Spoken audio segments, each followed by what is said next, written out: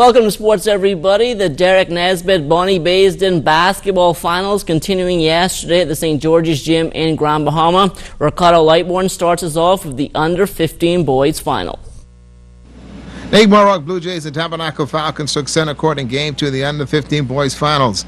The Blue Jays took the action right to the Falcons early. Sherwin Ferguson is feeling it. The Falcons, Jamiko Russell, went to the perimeter game. That is good.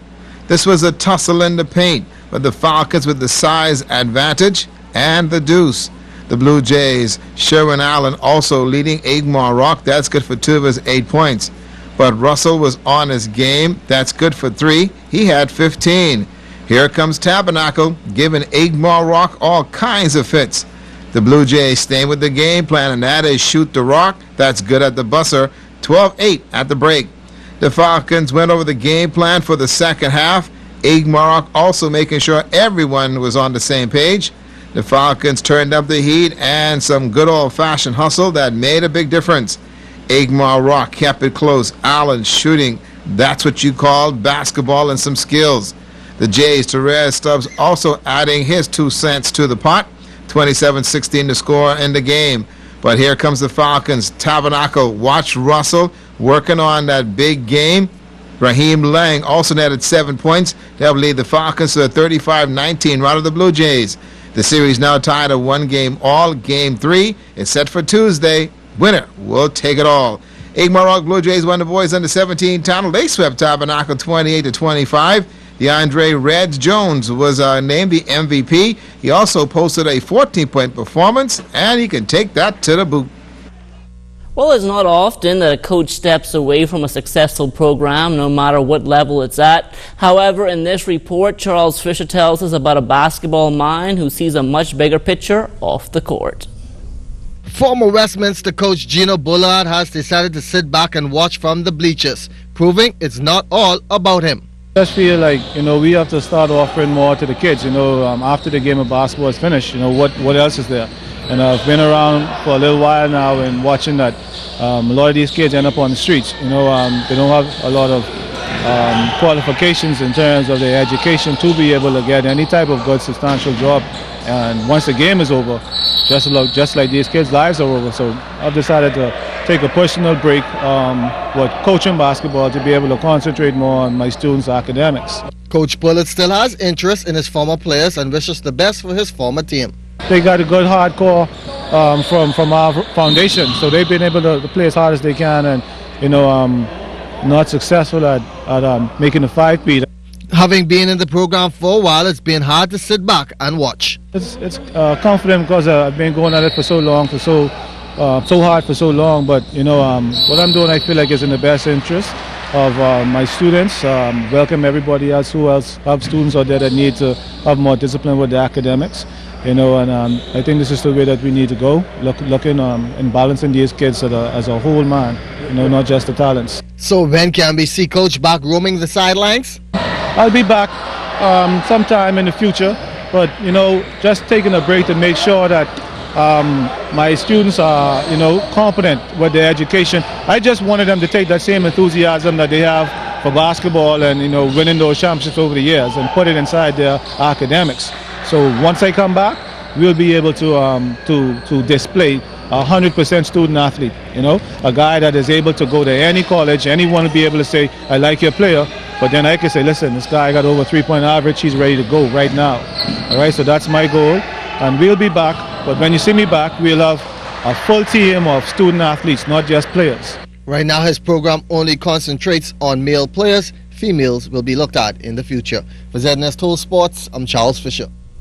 All right, thanks a lot, Charles. Now, Bullard is currently running the Noble Preparatory Academy in the Base Road Business Center.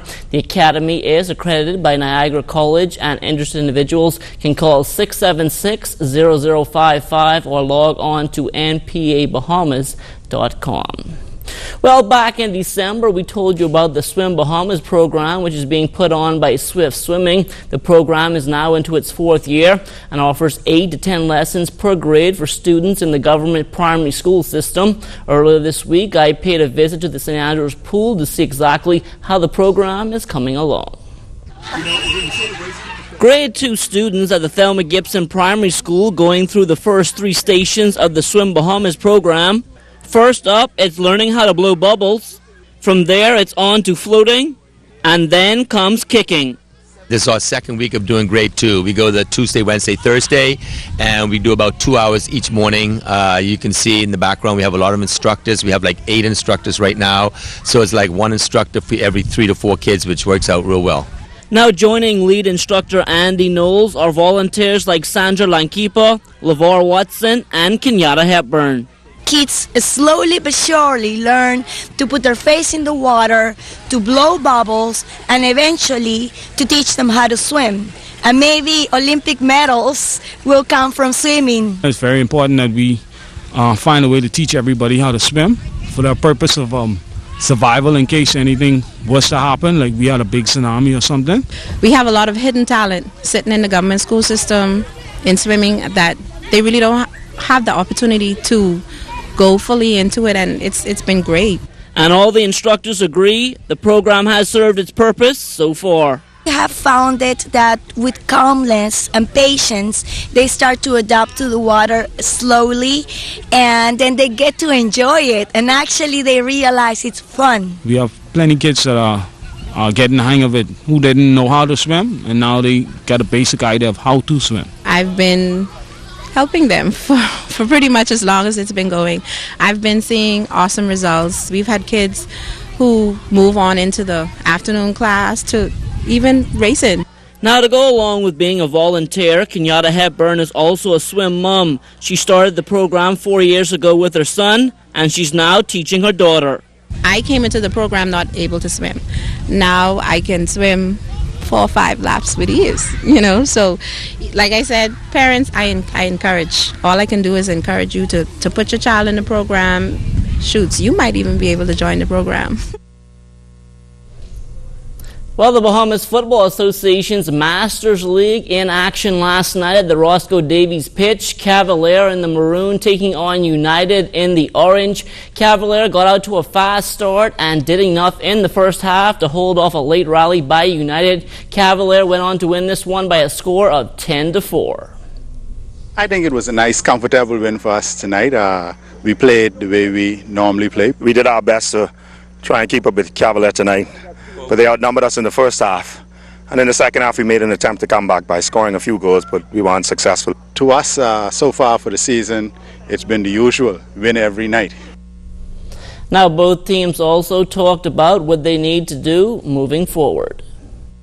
We just need to get a little bit more fitness in the team, and maybe the play will be even a little bit more exciting. We practice on Sunday, so we just need to get to play a little more together and concentrate a little more on our defense. And this is only the 4th game into the season, so right now we look pretty good because we're 4-0. So we haven't lost any games, and I think we have about 3 or 4 more games to go. So pretty much we should be in the playoffs. Well, teams gearing up for the start of the New Providence Softball Association's 2012 schedule. And as Nico Scavala tells us tonight, the defending men's champions are once again looking to go all the way. The Island Luck Truckers are looking to win it all again this upcoming season in the New Providence Softball Association.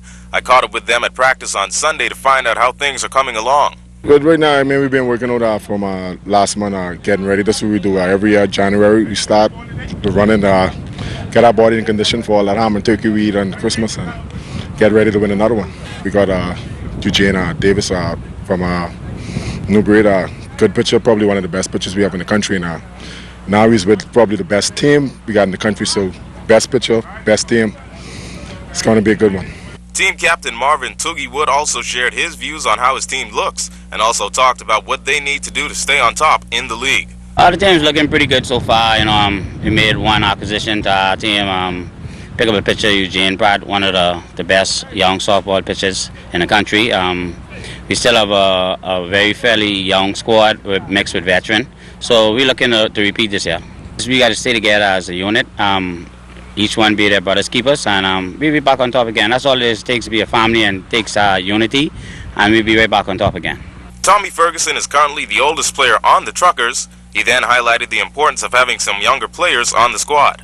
But right now, to tell you the truth, we really could use 1 or 2 more younger guys, because, I think on average, the Truckers really is the oldest team.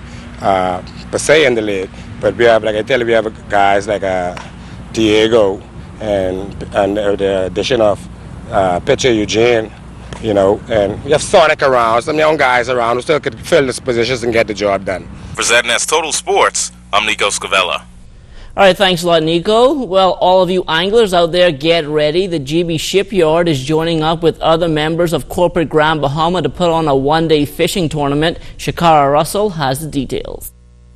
The Grand Bahama Shipyard is partnering with corporate Grand Bahama to host the second annual Youth Benefit Fishing Tournament at the Grand Bahama Yacht Club. Registration begins Wednesday, March 7th, and according to tournament coordinator Ed Pavey and welding apprentice at the Grand Bahama Shipyard, Najee Smith, there are 3 categories for the all-day fun day. At 6 a.m., signing and registration will begin. At 7 o'clock, the boats will launch, and at 11 o'clock, our family fun day will begin while the competition is being held. At 3 o'clock, the boats will begin to come back in for the weigh-ins, and at 4, our dinner will be served during our weigh-in. That ends at 5 o'clock. And dinner will end at 8. But shortly before dinner ends, we will have our award ceremony at 7 o'clock. We will have the families of our employees and the fishermen and the local guests will be here. We will have the slip and slide and bouncy castle and free face painting and snow cones, free snow cones. During the afternoon, the Legends Marching Band will come and perform. The Grand Bahama Yacht Club will accommodate the group and slips are available. The owners and the staff of the Grand Bahama Yacht Club were more than excited to be hosting this event here that is being put on by the Grand Bahama Shipyard Limited. To see the work that they are doing here locally for schools, it gives me personally great pride that they see fit to do such an awesome job. The charity of choice is the Freetown and High Rock Community Youth Sports Group. They will be donating some computers, laptops, and whiteboard, which will make our school 21st century school.